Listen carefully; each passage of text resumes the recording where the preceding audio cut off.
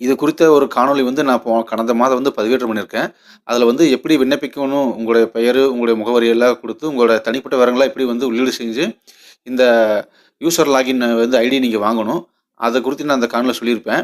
இந்த காணொளியில வந்து user login வச்சு நீங்க எப்படி வந்து உங்கள் அங்கீகரிக்கப்படாத மனைப்பேறு குறித்த விவரங்கள வந்து நீங்க பதிவேற்றம் பண்ணணும்னது குறித்து நான் சொல்லியிருக்கேன்.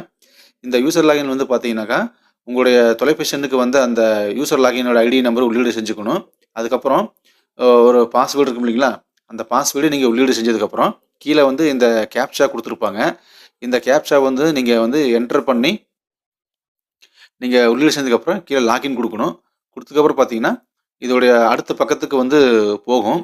இதில பார்த்தீங்கன்னா 3 விதமான விவரங்கள் குடுத்துருப்பாங்க. Application for registration of plot in a layout. 2வது பார்த்தீங்கன்னா, application for registration of plot in a subdivision. 3வது பார்த்தீங்கன்னா, application for registration of plot of லேஅவுட்ன்னு குடுத்துருப்பாங்க.